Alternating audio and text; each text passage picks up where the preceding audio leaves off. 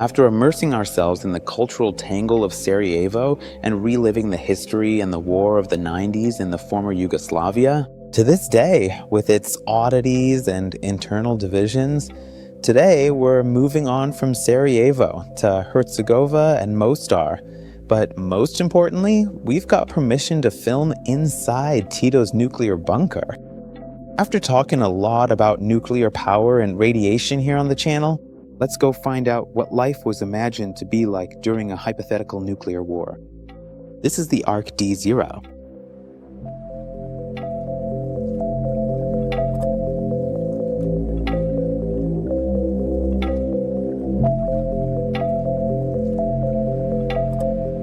New video here from Bosnia and Herzegovina. Today, we've moved on after visiting Sarajevo in the first. In this episode, we are retracing the most important phases of what was the war. Now we've moved to Konjic, and we're here in the middle of nowhere, completely surrounded by lush greenery. It's absolutely stunning and beautiful, but we're here to engage in an experience that is not very commercial, not very touristy at all, because we're going to explore and discover the last surviving and only remaining bunker of the dictator Tito. Obviously, around here, when you talk about the dictator Tito, you have to handle the subject with a bit of delicacy, because for many, he's associated with the country's period of greatest prosperity, at least as far as Bosnia is concerned.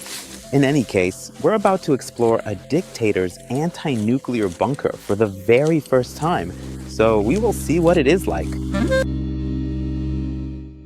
Before moving on to the full exploration of Tito's bunker, let's go in order and take a step back to Konjic, the city that marks the geographical border between Bosnia and Herzegovina. Moving on, we'll take a short tour of iconic Mostar, where we'll find other oddities in the style of Republika Srpska, which we talked about in the first episode, and which also sparked quite a bit of controversy.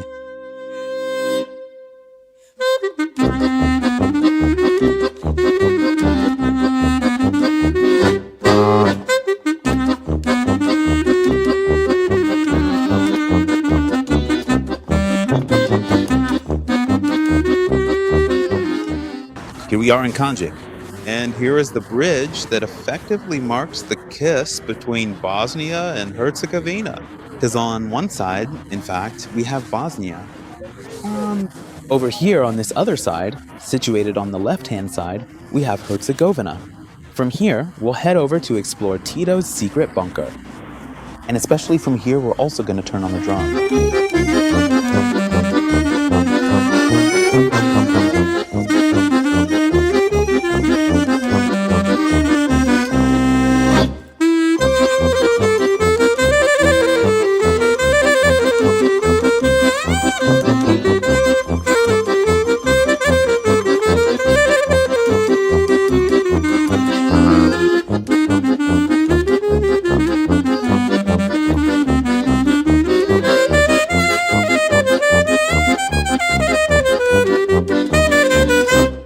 And after about 160 kilometers from Sarajevo, here we are, finally in Mostar. What you see here is the iconic Mostar Bridge, but not the one in all the photos, because this was actually the first Mostar Bridge. Then they decided to rebuild it bigger. Along the road from Konjic that eventually leads to Mostar, you'll be able to see several Croatian flags. And even though we're still within the territory of Bosnia and Herzegovina, we find oddities like this. But why is that? Well, the reason is similar in some ways to what we already saw in the first episode. In the Serbian Republic of Bosnia and Herzegovina, or Republika Srpska, where in that case, people consider themselves Serbs. So if you go and ask the people living in that territory, what is your nationality? People will answer Serbs. But if you then ask those same people for an ID, they'll give you a Bosnian passport. In this part, however, around Mostar, it's a similar situation. So if you go and ask people, what is your nationality? They'll answer Croatian, but if you then ask for an ID, they'll give you a Bosnian passport. It seems clear that within the borders of Bosnia and Herzegovina, there's a major identity crisis among the people living there. And this is very likely closely connected to what was once a feeling unique in some ways to the former Yugoslavia, which, after its total and final dissolution, clearly left behind remnants of this nature. The amazing thing about these areas is all of the breathtaking natural beauty surrounding us since we passed through the Herzegovina region. It is truly and absolutely amazing. And here we are at the main spot in Mostar. What can I say? Maybe it's because the weather isn't that great? Nice, huh? But maybe there's more hype than the place deserves. It's very small, with too many people. Way too many. And so, I don't know. The hype died down pretty quickly, to be honest. But no, jokes aside, it's beautiful. The bridge was obviously rebuilt after the war, because all of Mostar was razed to the ground. Now we've reached the highest point above the city of Mostar, which is all down there below us. We're pretty high up. And here, in theory, you can see it from the city below, flies a massive flag of Bosnia and Herzegovina.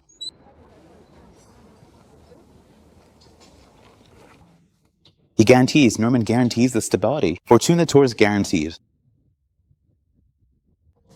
Anyway, the view from up here is truly amazing. The great thing about this part of Bosnia and Herzegovina, and specifically Herzegovina where we are now, is that it's full of nature and greenery, even though Herzegovina is obviously quite rocky. The bridge where we were, right down there. After a few steps through Mostar and some stunning drone flights in Herzegovina, now all that's left is to find TITO'S secret bunker. A place where, in the event of a nuclear attack, 350 people could survive for a full 6 months.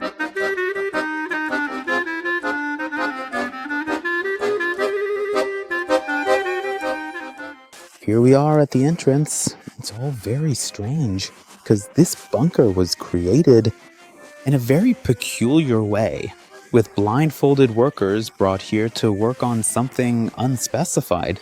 And as you can see behind me, we basically have a house, seemingly normal dwellings, but instead, there's something underneath. From the outside, the house is quite small, modest, normal, just like any other normal house, a regular apartment. And now we've just crossed the entrance door, and right at the entrance, we find a massive map of this bunker. Let's go find out. This right here is the entire map of the bunker. These are the 3 entrances. We started from entrance 3, and now we'll see all the different blocks that were divided based on their purpose.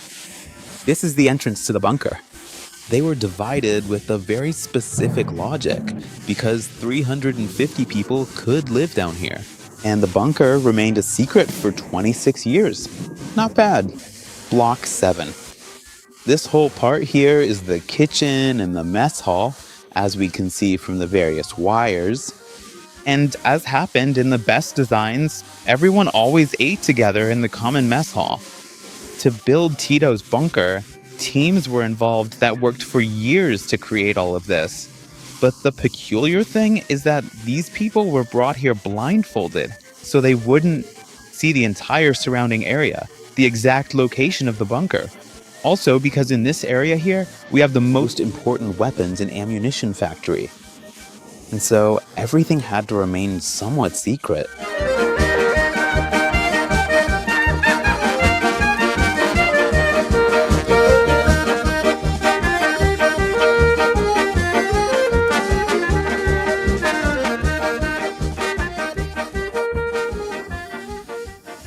Here we have the entire water system that was taken from outside and then brought in through all these pipes. Purified. I don't know to what extent it was purified and then brought up, because then there was all the usable water inside the bunker, both for washing and for drinking. Just imagine, in fact, that you could survive inside the bunker for a full 6 months. Food, water, air, oxygen. Everything was there for 6 months. The whole setup cost a staggering 4.2 billion US dollars, simply to provide you with a better sense of the scale of it.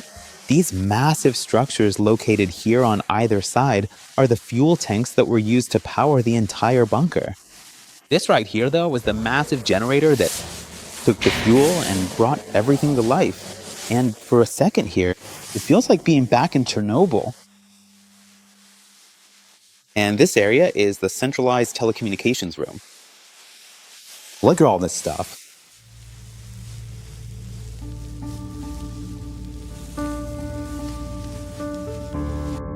Look, a whole wall.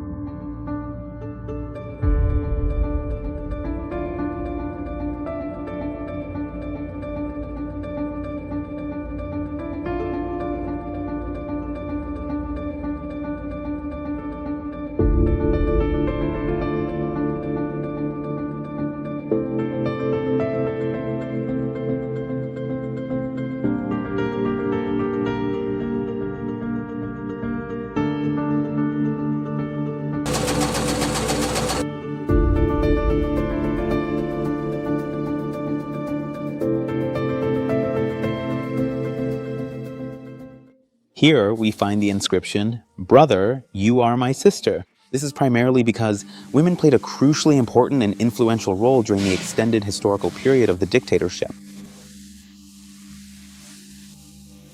And here is the flag of Bosnia and Herzegovina with good old Tito.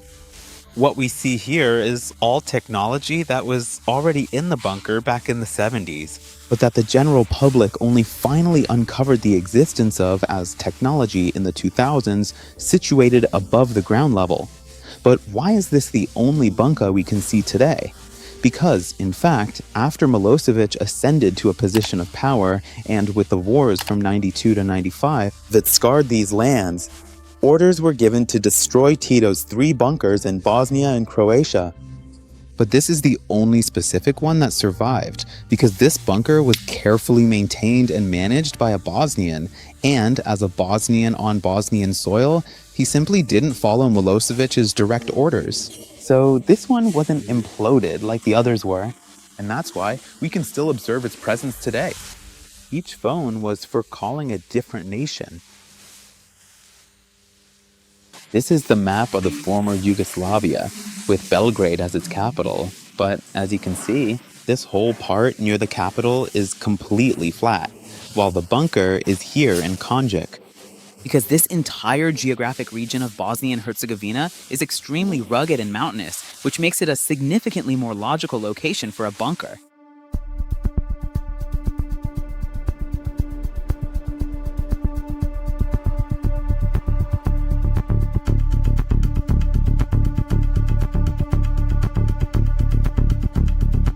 At this point, we have moved into the next section, Block 4, where all the various dormitories for 300 soldiers were located. Incredible! All of this structure, roughly 3 to 4 meters underground.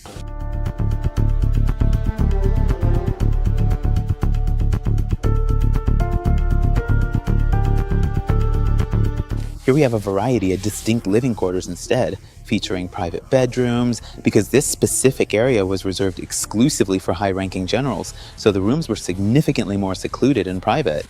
This one, however, was the room for the heads of state of the former Yugoslavia. In fact, as you can see, they always have a private room. But above all, we also find all the various telecommunication tools to the outside world. The strange thing is that people left their families outside, wives and children, and they came here to save themselves in the bunker.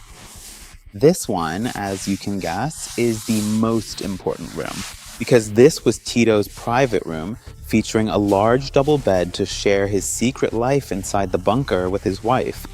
This is another truly unique feature of Tito's room, because we also have the private bathroom located right inside the room. And here, even the roll of toilet paper is still sitting here, which was surprisingly quite large in size. The bed was over there, and on this other side instead was his office. So from here, every single detail could be organized and managed with absolute perfection, while in this other room located just off to the side, there was the Secretariat.